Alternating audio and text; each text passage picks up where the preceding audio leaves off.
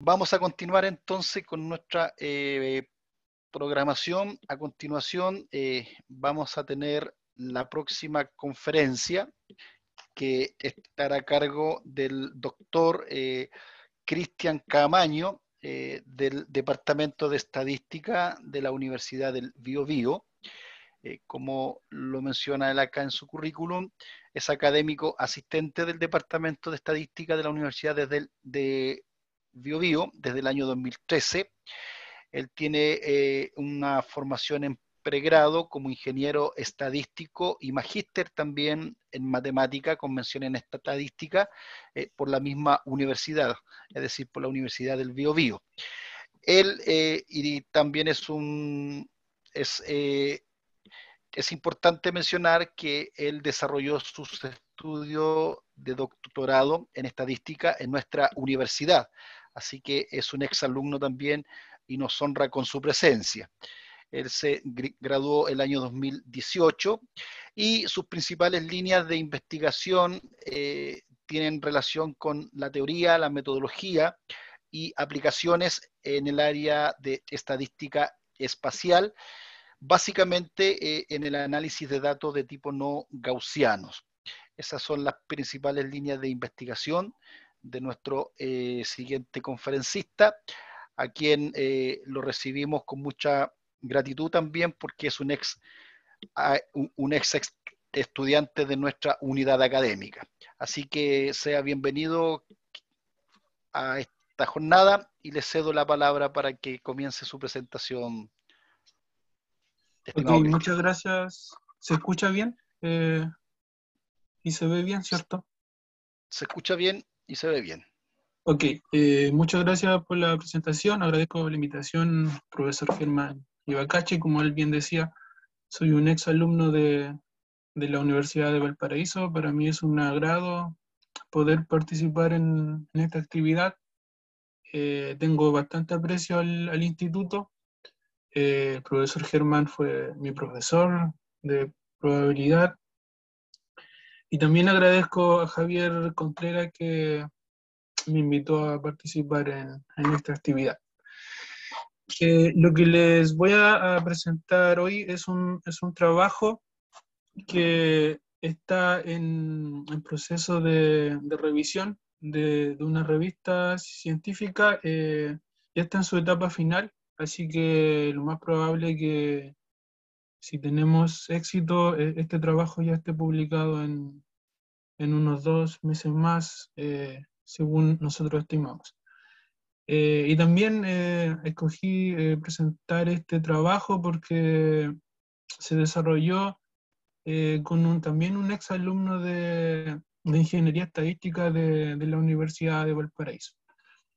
Es un trabajo en colaboración con el doctor Moreno Bevilacqua, el doctor Reinaldo Arellano Valle y el ex alumno que le decía que es Camilo Gómez. Entonces lo que voy a presentar son una clase de campos aleatorios cuyas distribuciones marginales se relacionan a la distribución 2PIS que se desarrolló en mediados del año 2005 más o menos, eh, para datos espaciales y que tiene dos características principales. Esta clase de campo aleatorio que es bien general. La primera importancia es que permite modelar datos asimétricos y con colas pesadas, que es una alternativa a modelos que ya existen. Y otro objetivo importante de este trabajo y que se destaca aún más que lo primero que dije, es que permite modelar datos que presentan valores atípicos espaciales, que según nuestro conocimiento existen bastantes algoritmos que permiten detectar datos espaciales, pero no, outliers espaciales o valores atípicos espaciales, pero no existen modelos que permitan capturar este tipo de datos. Entonces creo que ahí está la importancia principal de este trabajo. Entonces, bueno, la presentación más o menos tiene esta estructura. Primero voy a dar una motivación de este trabajo, porque proponemos esta clase de campos aleatorios. Luego voy a mostrar cómo construimos el proceso en sí. La construcción es de dos etapas. Puedo mencionar que la distribución 2-piece es una mixtura multiplicativa entre una distribución binaria por el módulo o el valor absoluto de una distribución simétrica. Entonces, dependiendo de la distribución simétrica que nosotros consideremos, vamos a tener diferentes tipos de distribuciones 2-piece. Dentro de la más conocida está la 2-piece gaussiana, la 2-piece TD-Student, pero acá nosotros vamos a considerar dos ejemplos, que es el campo aleatorio de 2-piece gaussiana. Hicimos una extensión de la distribución 2-piece a un proceso, a un campo aleatorio. Y además vamos a considerar un ejemplo de un campo aleatorio 2-piece 2KH.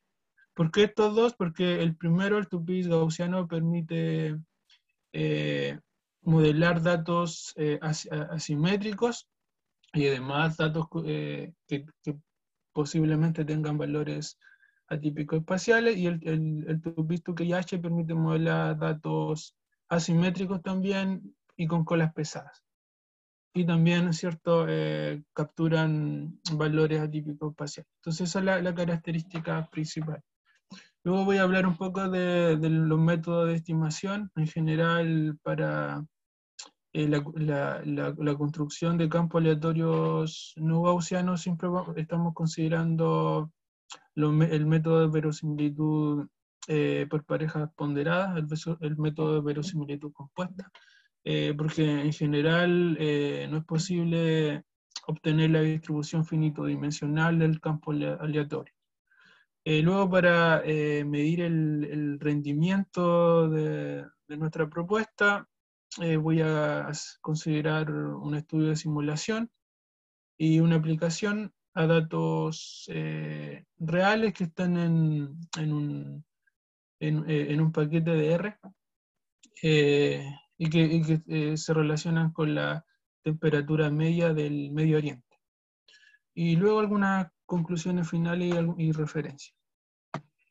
Bueno, antes de comenzar a definir los campos aleatorios 2-piece, recordar un poco que cuando nosotros trabajamos con datos espaciales o georreferenciados, ya sea espacial o de manera espacial o de manera espacio-temporal, la principal herramienta matemática o la herramienta matemática fundamental para para poder modelar datos con este tipo de características son los campos aleatorios. Porque permiten, de cierta forma, poder modelar la estructura de dependencia de los datos mediante una función de correlación o una función de covarianza bien definida. Entonces, en general, nosotros podemos definir un proceso espacio-temporal no estacionario, denotado por Z de SDT, donde S es una cierta localización espacial que pertenece a un cierto dominio D, que es un subconjunto de RD, y T es la respectiva componente temporal, que en general va a estar en la línea, en todos los números reales. Obviamente, si fijamos el T, vamos a tener un proceso espacial. Si fijamos el S, tenemos una serie temporal a dominio continuo. Entonces, en general, el proceso espacio-temporal no estacionario está representado por el modelo dado por la ecuación en 1, donde MUDS y dt es una componente no aleatoria que generalmente representa el parámetro de localización, o también se puede representar las covariables que pueden influir en el modelo, que generalmente se pueden representar mediante la forma de un modelo de regresión, X-beta, donde aquí la matriz de diseño y el beta el vector de parámetros, o se puede modelar mediante alguna otra estructura no paramétrica, o etc. Y el epsilon de SDT es la componente aleatoria espacial que en general representa la variabilidad del proceso, y que se define como un campo aleatorio estacionario o débilmente estacionario con media cero y función de covarianza isotrópica dada por la ecuación 2. Es decir, que la función de covarianza solamente dependa de la localización, perdón, de la distancia h entre los puntos y del tiempo, y no de la dirección del proceso. Entonces, en general, cuando se define un campo aleatorio de este tipo, generalmente se asume que epsilon de SDT es un campo aleatorio gaussiano, y vamos a decir que en general Z de SDT es un proceso gaussiano si nosotros, si es que consideramos una realización de n puntos espacio-temporales, entonces la distribución conjunta es una normal multivariada. Entonces, para cualquier realización de este proceso voy a tener que la distribución es normal multivariada. En general, este supuesto es un supuesto bastante fuerte que rara vez se cumple en la realidad, sobre todo porque los datos en general no son simétricos, no siempre están en todos los reales, a veces tienen soporte positivo, a veces soporte compacto, etc. Entonces este supuesto rara vez se cumple, y si es que se cumpliera el supuesto de simetría, por ejemplo, eh, podría ocurrir que el tipo de dependencia que se asume, en este caso dependencia elíptica, sea un supuesto también bastante fuerte. Entonces, la gracia de los modelos o de los campos aleatorios tupis es que tienen un tipo de dependencia bien específico que vamos a ver en un ejemplo. Y que no tiene ese comportamiento elíptico que tiene en general la distribuciones más conocidas. Existen diferentes propuestas para poder modelar datos no gaussianos.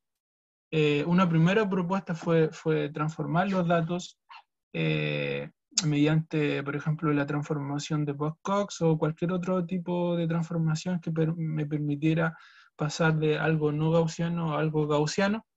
Pero ese tipo de enfoque tiene bastante inconveniente. El primero de ellos es que la interpretación del modelo se hace un poco compleja al transformar los datos. Y lo otro es que no es tan fácil encontrar transformaciones que me permitan obtener datos gaussianos. Entonces, existen varias propuestas, como les mencionaba. Acá voy a mencionar tres. Una primera propuesta es la transformación de campos aleatorios gaussianos, o lo que se conoce también como transgaussianos. Acá hay varios artículos que proponen diferentes campos aleatorios no gaussianos mediante transformaciones de campo aleatorio gaussiano. El objetivo de este tipo de enfoque es poder encontrar una transformación generalmente no lineal de copia independiente de campo aleatorio gaussiano. esto esto tiene bastantes ventajas. La primera ventaja es que la función de covarianza del campo aleatorio no gaussiano resultante siempre va a depender de la función de covarianza del campo aleatorio gaussiano. Y la otra ventaja que tiene es que en algunas transformaciones, no en todas, pero en algunas, se heredan las propiedades geométricas del campo, de un campo aleatorio en general. Por ejemplo, generalmente uno busca que el campo aleatorio sea diferenciable y continuo en media cuadrática.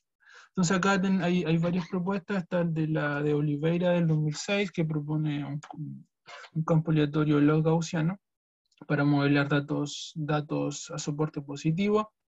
Después tenemos un trabajo de Sani El-Charawi del 2010, que habla sobre los campos aleatorios skew gaussianos y también comienza a hablar un poco de los campos aleatorios elípticos, y después tenemos el trabajo de Alegría del 2017 y colaboradores que generalizan un poco el trabajo de Sani El-Charawi, donde encuentran la distribución finito-dimensional de un campo aleatorio skew gaussiano.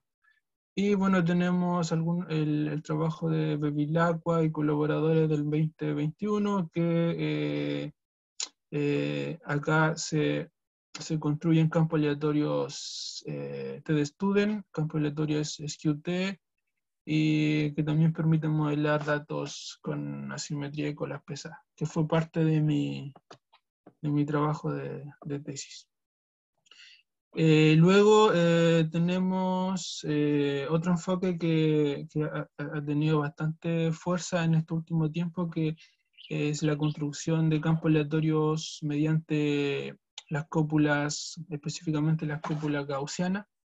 Acá tengo dos trabajos que puedo mencionar. Kasianka y Bliss del 2010 y Mazzaroto y Barín del 2012. Este tipo de enfoque ha tomado bastante fuerza, como le digo, pero tiene un inconveniente, que es el tipo de dependencia o una propiedad que hace que, en general, esta propiedad se llama una propiedad de simetría de reflexión, y hace que valores altos tengan una dependencia similar a valores bajos.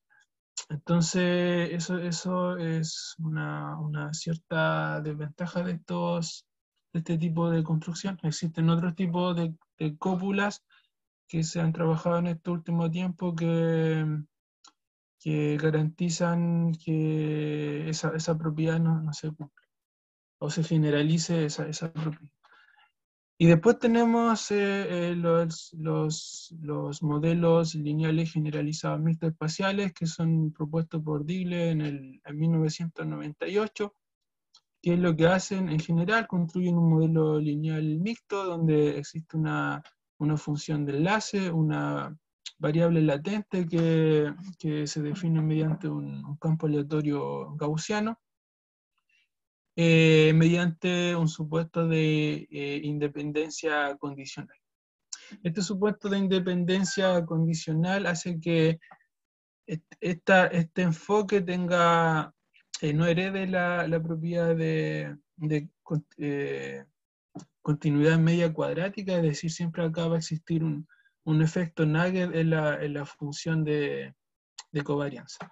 Y eso hace que el modelo no sea tan flexible cuando tenemos, por ejemplo, datos que no tienen un nugget asociado. Entonces nosotros proponemos una clase de campos aleatorios que se definen en los reales a través de distribuciones marginales del tipo Tupis. Como le decía, la distribución Tupi lo que hace es obtener distribuciones asimétricas a partir de distribuciones simétricas, mediante esa mezcla, esa mixtura multiplicativa entre una distribución binaria y el módulo de una distribución simétrica. Entonces, en el fondo lo que nosotros hacemos es tomar un trabajo de Arellano y colaboradores del 2005 y generalizar esa construcción de la distribución two-piece a un campo aleatorio. Entonces, la construcción la hacemos bien general, donde definimos un campo aleatorio simétrico, y dependiendo de la elección de ese campo aleatorio simétrico vamos a tener distintos tipos de modelos o de campo aleatorio two-piece. En este caso, el two-piece gaussiano y el two-piece 2KH. Y este tipo de construcción en general nosotros la habíamos realizado para poder modelar datos asimétricos y con colas pesadas, para poder de cierta forma definir ciertas ventajas de este tipo de construcción con respecto a lo de BabyLoco del 2021, pero nos dimos cuenta en el camino que este tipo de construcción permitía modelar datos que presentaban valores atípicos espaciales. Eso nos fuimos dando cuenta a medida que avanzábamos en el trabajo. Para dar una idea de lo que puede capturar el modelo, voy a considerar una realización de 3 campos aleatorios. Los 3 campos aleatorios que vamos a simular acá son campos aleatorios que tienen distribuciones marginales gaussianas. Entonces vamos a tener 3000 localizaciones espaciales uniformemente distribuidas en un cuadrado unitario, y vamos a simular un campo aleatorio gaussiano con función de correlación exponencial, un campo aleatorio gaussiano con función de correlación también exponencial, pero con un efecto nugget, porque había cierta literatura que decía que el nugget podía capturar los valores atípicos espaciales. Y finalmente tenemos el campo aleatorio two-piece gaussiano, que es nuestra propuesta. Vamos a considerar un parámetro de simetría igual a 0, o sea, va a ser un campo aleatorio two-piece, pero simétrico, para que lo podamos comparar con los otros casos. Vamos a definir la misma función de correlación exponencial. Y para los 3 campos aleatorios vamos a utilizar un algoritmo dentro de todos los algoritmos que se proponen en la literatura para detectar datos típicos espaciales. Por ejemplo, tomamos el de Chen y colaboradores del 2018, donde lo que se hace para cada observación se calcula la mediana de una cierta vecindad de ese punto. Se estandarizan esa diferencia, y si esa estandarización es mayor que la función cuantil de la distribución normal, entonces vamos a decir que ese punto o esa observación es un valor atípico espacial. En general, un valor atípico espacial de una variable georreferenciada es una observación que es significativamente diferente referente a una cierta vecindad espacial. Es decir, que no es una observación que es diferente al total de observaciones que tenemos, sino que es diferente a una cierta vecindad. Es por eso que no es tan fácil gráficamente poder visualizar datos atípicos espaciales. Por ejemplo, un box-plot puede que no me permita detectar este tipo de valores atípicos, y en la literatura a este tipo de valores atípicos espaciales se le conoce como valores atípicos también locales porque son valores que son diferentes a una cierta vecindad. Entonces, acá tenemos 3 figuras. La primera columna está relacionada a un campo aleatorio gaussiano, la segunda un gaussiano con nugget, y la tercera un two-piece gaussiano simétrico, que es lo que proponemos nosotros. En los tres casos dibujamos el box plot. En los tres casos podríamos tener presencia de ciertos valores atípicos. Los tres box plots son, si se fijan, no pueden decir que los datos son simétricos. Luego dibujamos el scatter plot, que en general lo que hace es grafica todas las parejas posibles de las vecindades más cercanas. Y en ambos casos, en el campo aleatorio gaussiano y en el campo aleatorio gaussiano con nugget, los H-scatterplot tienen contornos elípticos. Pero si observan en el tupis gaussiano, el contorno ya no es elíptico, es un tipo de dependencia bien específica que tiene forma de X. Esto, de cierta forma, cuando tenemos este tipo de dependencia, se pueden observar que el modelo captura bastantes observaciones atípicas espaciales. Entonces, y la última figura tenemos la realización de los campos aleatorios, de los tres campos aleatorios. La primera es del gaussiano y con el algoritmo que les mencionaba, el algoritmo puede detectar 5 valores atípicos, que son los que se encierran en circulito. No sé si se ve tan bien, pero acá tenemos 5 puntos. Acá el ConNugget tiene como 3 valores atípicos. Y si observan el tupis gaussiano, detecta muchos puntos atípicos, que son como 72, más o menos. Entonces, esto nos permite demostrar de forma empírica que este tipo de modelos puede capturar este tipo de valores. Entonces, bueno, ¿cómo es la construcción de este tipo de campos aleatorios? La construcción la voy a hacer en 2 pasos. Lo primero que tenemos que hacer es construir campos aleatorios binarios. Ya existe una forma general de poder construir campos aleatorios binarios. El primer trabajo fue de Hastings y Lele del 98, donde construye un campo aleatorio binario cortando un campo aleatorio gaussiano. Simplemente lo corta en un cierto punto. Todos los valores que son menores a ese punto son 0 y los mayores a ese punto son 1. Y así se pueden construir campos aleatorios discretos. Entonces, lo vamos a definir así, donde tenemos H, que es un campo aleatorio estacionario, que generalmente podría ser simétrico.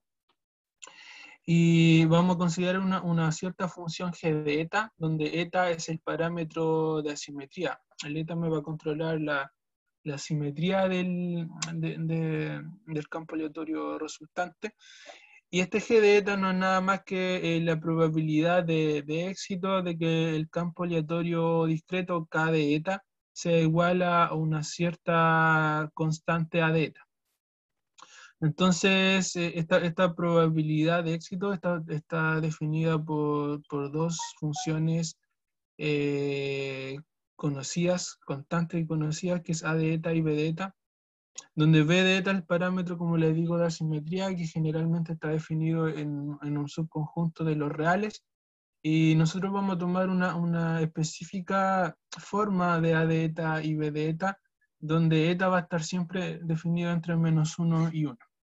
Entonces, el campo aleatorio binario va a tener esta representación estocástica, va a ser a de eta. Si el campo aleatorio simétrico a de h de s es menor a la función cuantil evaluada en esta probabilidad g de eta, y va a ser igual a menos b de eta si el campo aleatorio es estacionario, generalmente simétrico, es mayor o igual a esta función cuantil. En general, la distribución o la función de probabilidad univariada de este de esta representación del campo aleatorio es bastante simple. Esta es la probabilidad de éxito, por lo tanto con la probabilidad de éxito tengo definida la función de probabilidad univariada. También puedo calcular la esperanza y la varianza de este proceso de manera muy simple. Y también podemos calcular la distribución bivariada de este proceso también, que es bastante simple y que depende de la probabilidad de éxito G de eta y de una probabilidad PDH. Donde, bueno, ¿qué es lo que es PDH? Es la probabilidad de que el campo aleatorio bivariado binario en el punto SI sea igual a de eta, en el punto SJ sea igual a de eta también, y eso me va a dar esa probabilidad no es nada más que la función de distribución acumulada bivariada del campo aleatorio H. En general, el H se asume como un campo aleatorio gaussiano, y entonces esta va a ser la CDF bivariada de un gaussiano. Entonces, es lo que propone Haitink-Lel en el 98.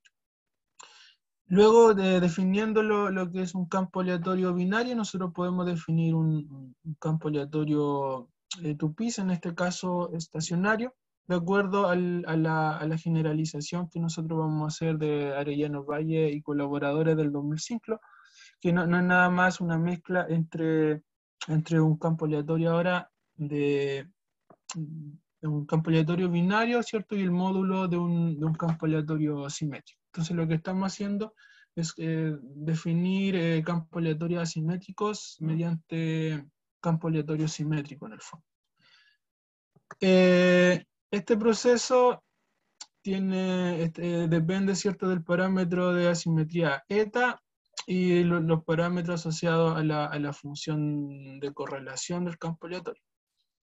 Tenemos que, acá creo que no se ve tan bien, pero tenemos que la función de probabilidad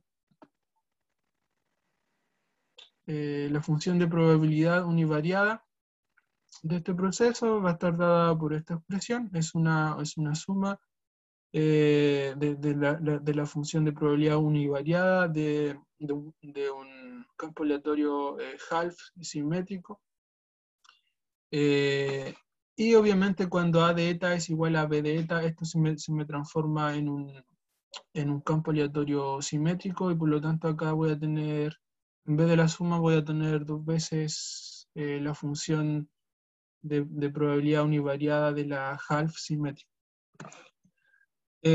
Acá también podemos calcular la esperanza y la varianza, que esto va a ser importante a la hora de definir la función de correlación. Obviamente la esperanza y la varianza del campo aleatorio Tupis depende de la esperanza o de los momentos en general de la half symmetric por la forma del proceso.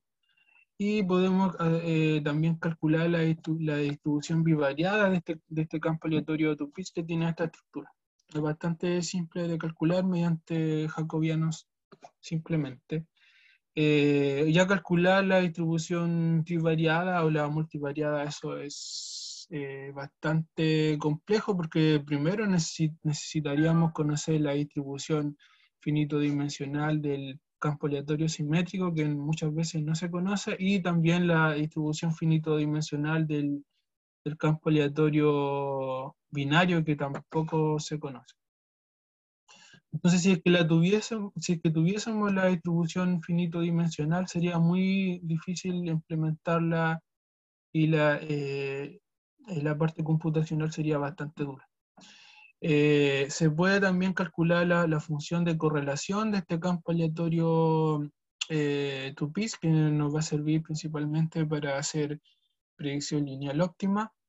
Tenemos que la función de correlación básicamente depende de los momentos del campo aleatorio binario y del campo aleatorio half symmetric. Y acá nosotros, para poder modelar o poder simular campos aleatorios 2π, lo primero que tenemos que hacer es definir cómo vamos a definir A de eta y B de eta. Lo vamos a definir como A de eta 1 menos z y B de eta 1 más z, donde eta es el parámetro de asimetría, perdón, que va a estar definido entre -1 y 1.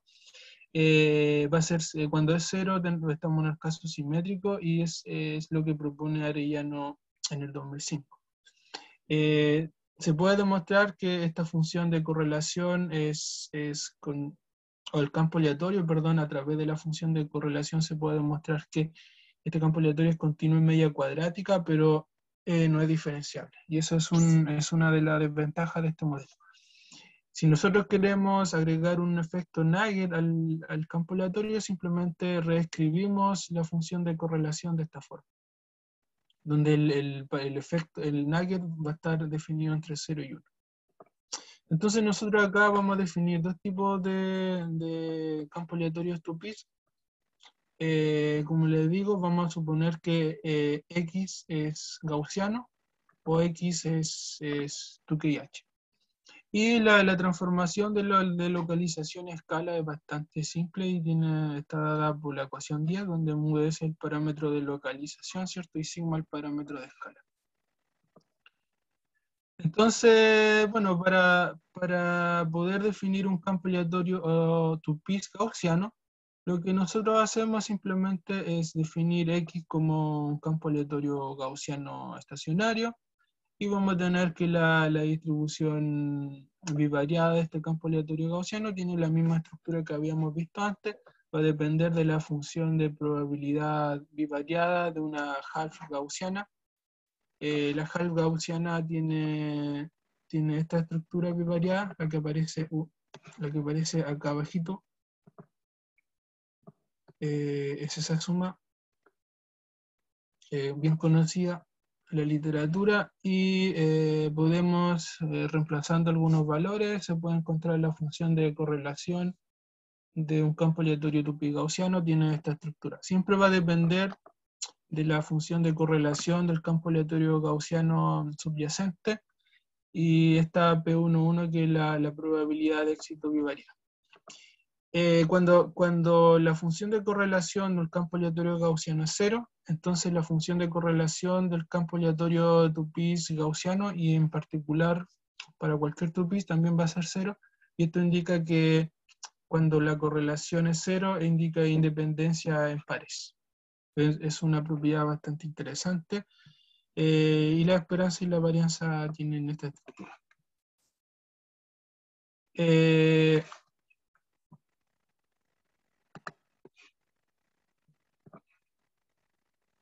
Bueno, para poder hacer una comparación de cómo funciona nuestro modelo 2π gaussiano, lo vamos a comparar con un campo aleatorio skew gaussiano, que también modela datos asimétricos, que se proponen por Samir Charawi. Este campo aleatorio tiene esta estructura. Es decir, se toma dos campos aleatorios gaussianos independientes, y hace esta mezcla aditiva, donde beta es el parámetro, en este caso, de asimetría, y beta puede tomar cualquier valor en los reales, y sigma el parámetro de escala. Y además es bien conocida que la función de correlación del campo aleatorio skew gaussiano tiene esta estructura. Entonces lo que hacemos dos tipos de comparaciones. Comparamos el gráfico de contornos del 2π gaussiano con el skew gaussiano, y también hacemos una comparación de las simulaciones de estos campos aleatorios. Entonces lo que hacemos es generar 3 campos aleatorios 2π gaussiano con parámetro de asimetría 0. Cuando es 0 es el campo aleatorio resultante simétrico, 0,2 y 0,6. Entonces acá tienen asimetría. Y para el skew gaussiano vamos a considerar beta igual 0 cuando beta 0 es simétrico, y vamos a considerar también asimetría menos 0,8 y menos 1,2. Estos valores no son escogidos al azar, sino que se escogen de tal manera que tanto el campo aleatorio 2π gaussiano como el skew gaussiano sean comparables. Vamos a considerar un parámetro de escala igual a 1 y vemos cómo tenemos los contornos.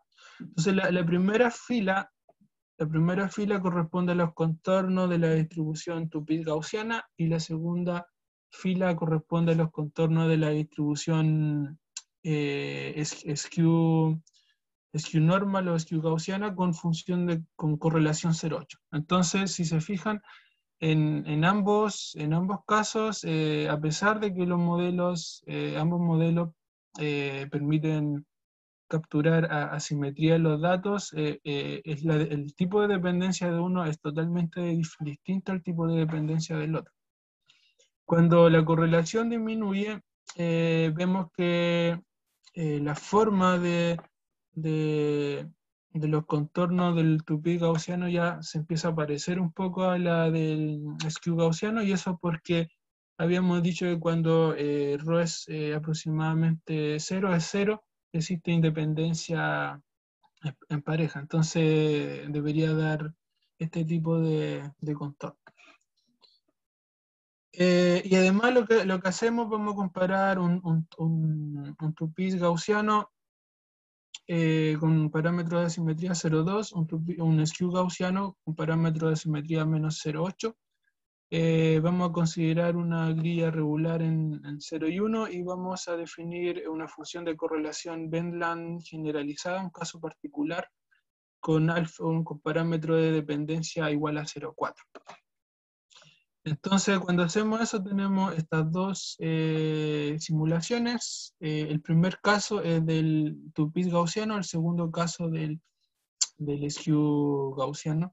Y como ven, ambos casos son asimétricos, el comportamiento es bastante similar. Acá si aumento un poco la imagen, acá puedo detectar muchos puntos atípicos, sobre todo en esta zona, en esta otra zona de acá.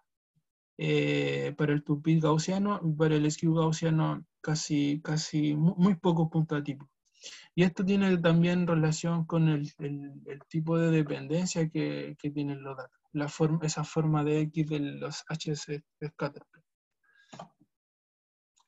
Bueno, para el campo aleatorio Toupit, Tukey y H hacemos lo mismo. En vez de considerar un gaussiano, consideramos un Toupit, un Tukey y H. El Tukey y H tiene esta representación, es una mezcla particular de un campo aleatorio, de una realización de un campo aleatorio gaussiano, que tiene esta forma, donde H es el parámetro de asimetría que va a estar definido entre 0 y un medio. La función la función de probabilidad univariate en esta estructura, que depende de una función de Lambert, básicamente. No voy a entrar acá en tanto detalle. Bueno, con este campo aleatorio yo puedo definir un modelo, un campo aleatorio Toupit Tukey H, donde obviamente la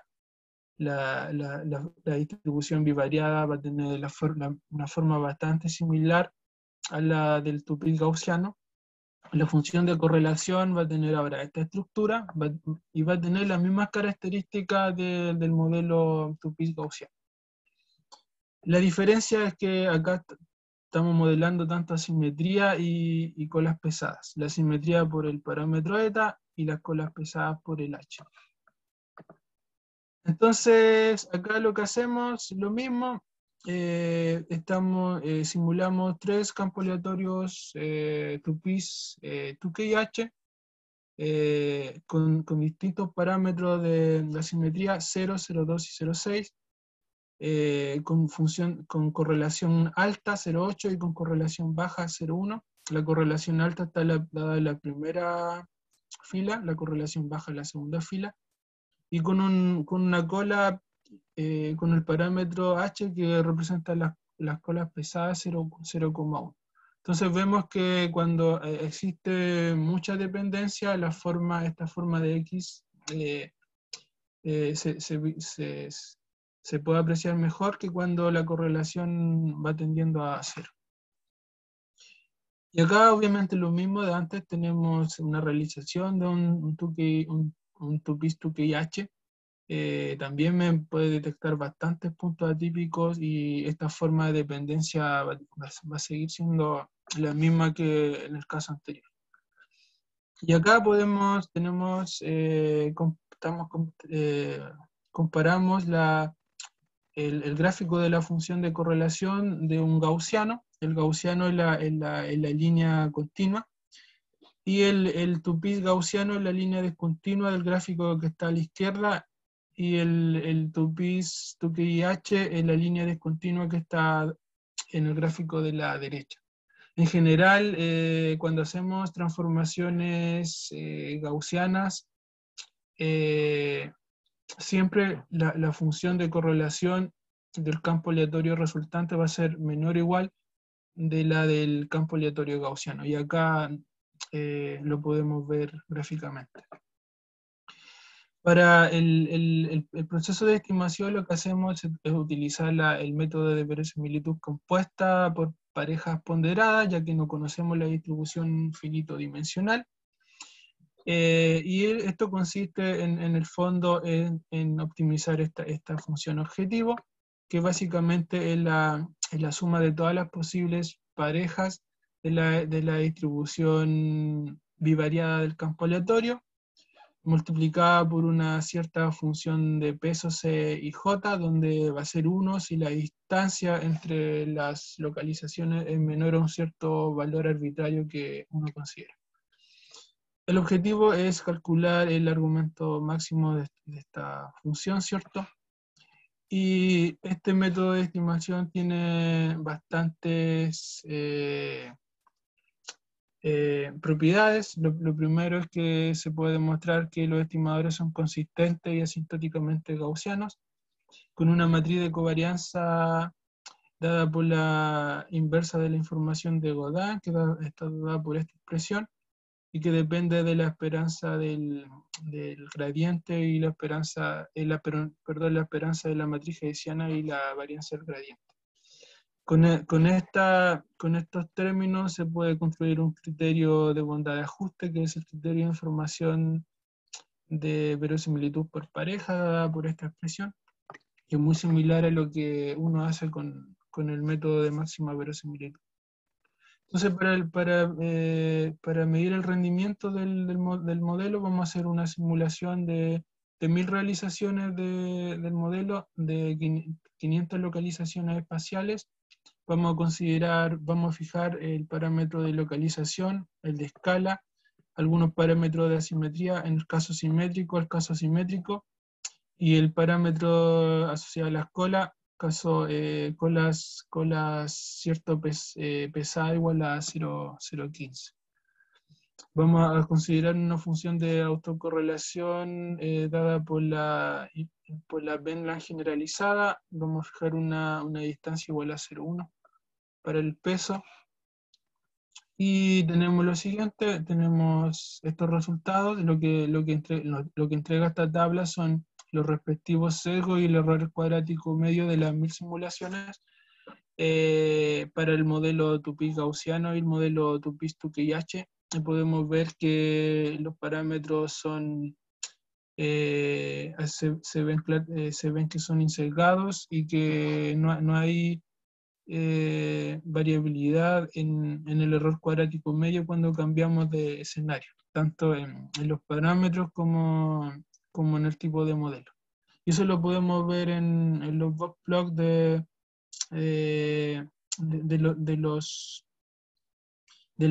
los estimadores estandarizados de las 1000 simulaciones. Entonces son relativamente insesgados.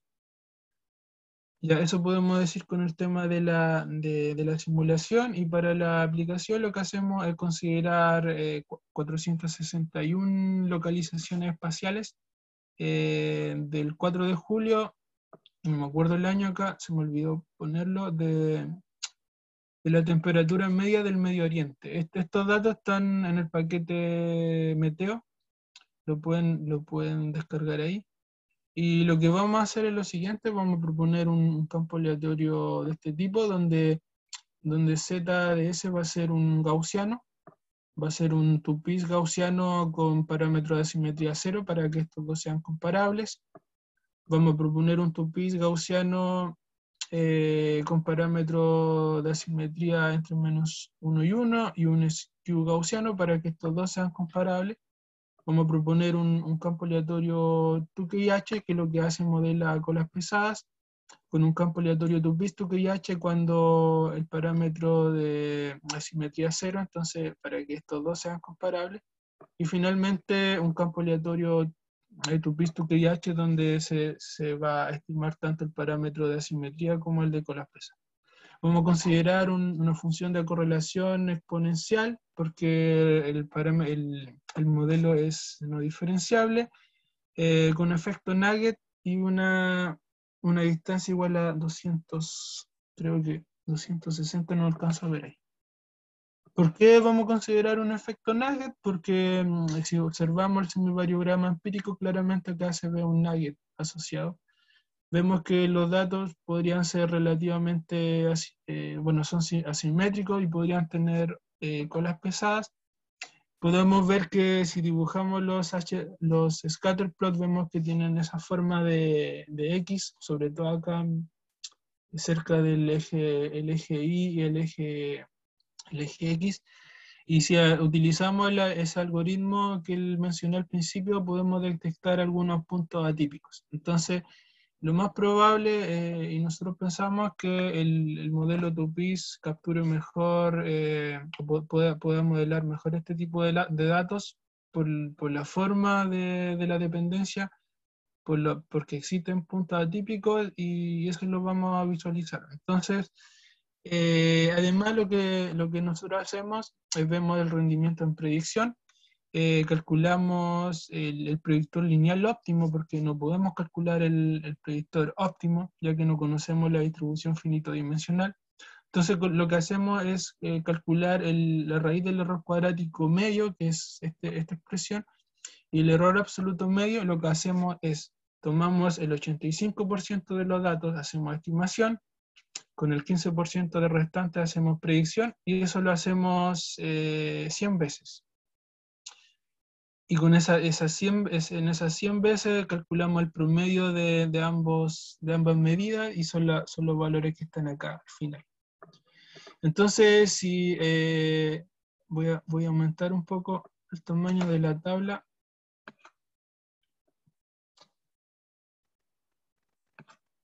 Entonces, como pueden ver acá, tenemos que el gaussiano lo comparamos con el tupis gaussiano. ¿Por qué? Porque tiene los mismos parámetros a estimar y porque más o menos tienen las mismas características. Ambos modelos permiten capturar, en este caso, simetría. Vemos que si comparamos el criterio bondad de ajuste, el tupis gaussiano es mejor.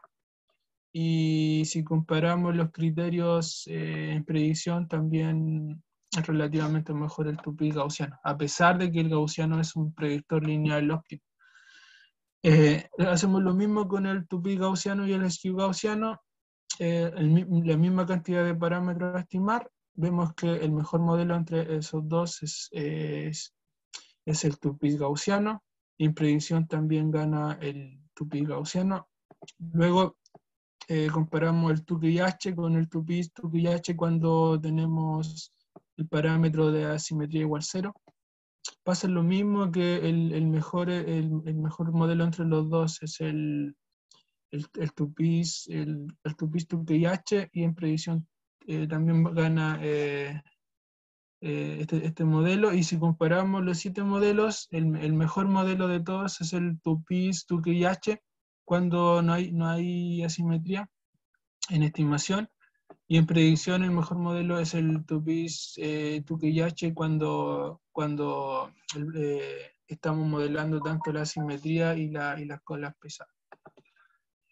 Finalmente comparamos los semivariogramas empíricos con los teóricos. El teórico está dado por la línea continua, el empírico son los puntitos. Bueno, comparamos el primero es el semivariograma empírico de los residuos del campo aleatorio gaussiano, el segundo del tupis gaussiano, y el tercero del Tupisto-Keyache. Bueno, los tres modelos en general se comportan bastante bien respecto a la dependencia espacial. Y eso finalmente, creo que estoy en el tiempo. Algunas conclusiones. Este tipo de modelos permite tanto modelar datos con colas pesadas y posible asimetría. Además permite modelar datos que tienen la existencia de valores atípicos espaciales, que es algo que, según nuestro conocimiento, no existe en la literatura. Tiene problemas de diferenciabilidad, que es una desventaja. Y la discontinuidad la podemos agregar en la correlación, simplemente redefiniendo la correlación del modelo. Y todos estos modelos están implementados en el paquete GeoModel para que cualquier persona los pueda utilizar. Existen formularios o guías como para poder entender cómo utilizar el paquete. Están en esta página web que es la referencia dada en 4. Acá la persona que quiere empezar a jugar con estos modelos lo puede hacer con esa referencia. Y aquí hay algunas referencias que se utilizan y que, si alguien está interesado, las puede ver con mayor detalle. Muchas gracias por la presentación. Creo que me pasé unos 10 minutos. Muchas gracias a usted, Cristian. Muy interesante su conferencia. Vamos a pasar inmediatamente a alguna ronda de preguntas. Nos quedan algunos minutitos, 5 minutos. Así que cedo la palabra para que si alguien de los participantes quiere hacer alguna consulta.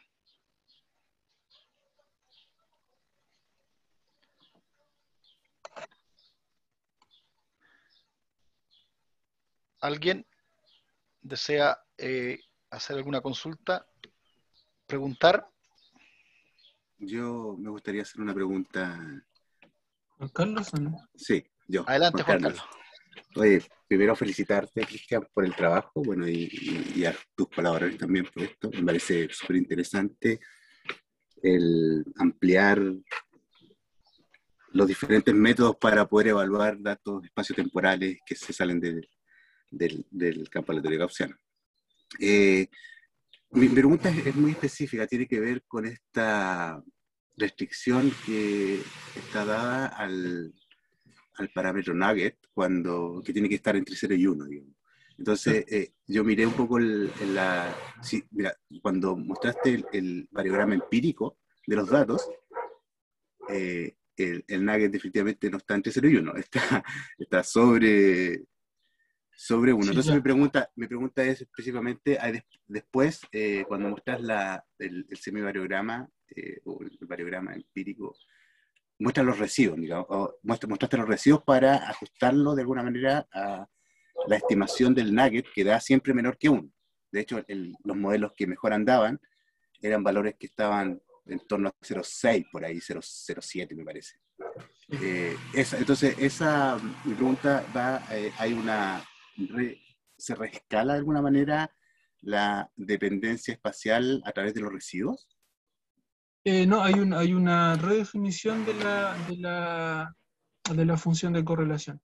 Pero acá, si tú te fijas, claro, acá están los residuos, entonces... No, sí, eso anda bien con las estimaciones Sí. que dieron los parámetros, digamos, el nugget específicamente. Déjame volver atrás. Sí, hay dos formas ok. de poder definir el nugget. La forma tradicional, ¿cierto? Donde el nugget puede tomar un valor, ¿cierto? Positivo. O puede ser un valor que va a estar entre 0 y 1.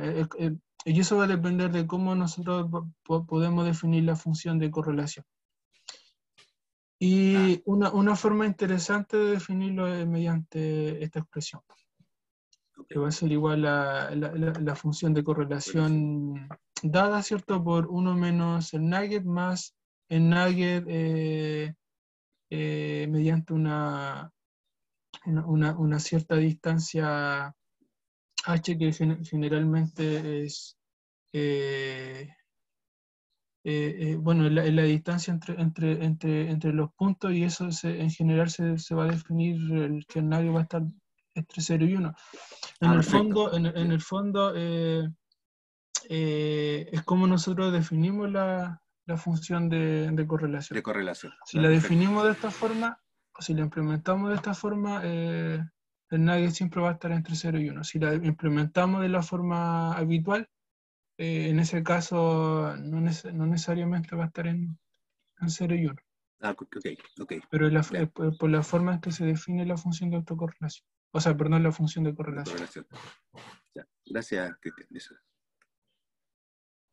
Lo que se me Gracias, Juan. olvidó mencionar acá es que siempre, bueno, cuando definimos este tipo de modelos, si ustedes observan, acá entra un campo aleatorio gaussiano, y acá también, de cierta forma, acá también cuando cortamos acá entran dos. Entonces, para que no estimemos tantos parámetros, lo que se hace es que tanto este de aquí con el de acá tengan la misma función de autocorrelación. Si no, tendríamos que estimar muchos parámetros. Ya. Y ahí tendríamos, por ejemplo, podríamos tener dos nuggets distintos.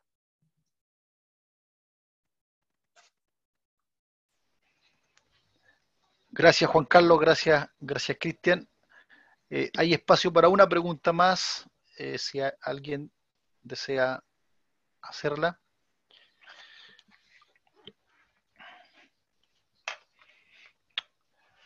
Bien.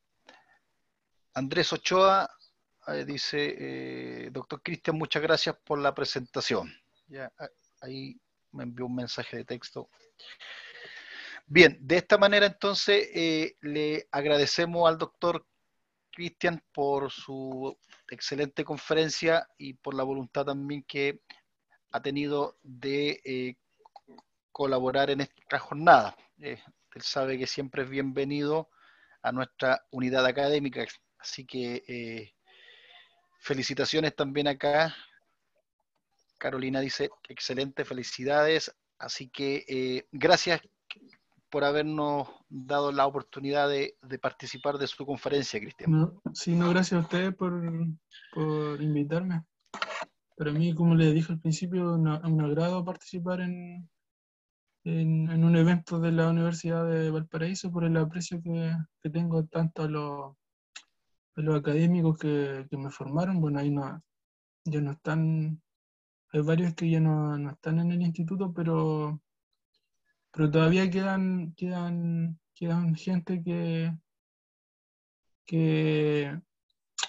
estaba cuando yo era estudiante. Por ejemplo, Marco Riquelme, Germán Ibacache, no sé quién más está allá, pero creo que esas son las personas que están quedando. Que vamos quedando. Sí.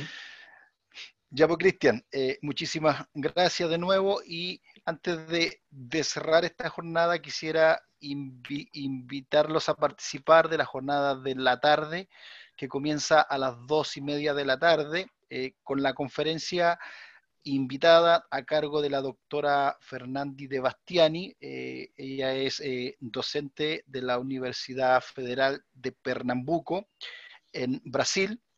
Así que luego de la conferencia invitada, vamos a tener la primera comunicación oral del doctor candidato, el señor Joaquín Cavieres, de la Universidad de Valparaíso también.